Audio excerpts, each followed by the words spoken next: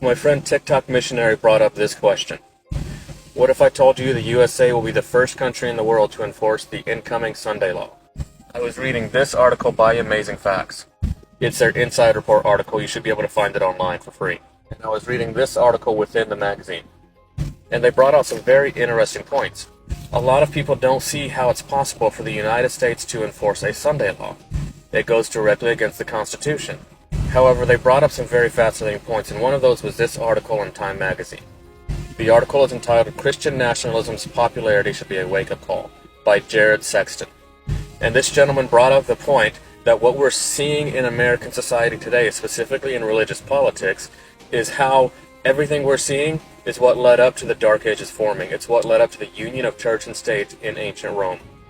It's what led up to the formation of the papacy and the formation of them being the Antichrist power. And when this happens, this religious persecution that happened in the Dark Ages is going to happen again. In an article from thehill.com, there was a lady with the last name of, I believe it was Boebert. I can't remember her first name, maybe Laura, I'm not sure. But she said this: the church is supposed to direct the government. The government is not supposed to direct the church. That is not how our founding fathers intended it. She says, I'm tired of the separation of church and state. It's not in the Constitution, and that is absolute hogwash of the most blasphemous sort. The Constitution specifically says Congress shall make no law respecting anything religious. Religion and state are to remain separate. And that is one thing the Johnson Amendment was to help to ensure, that church and state remain separate.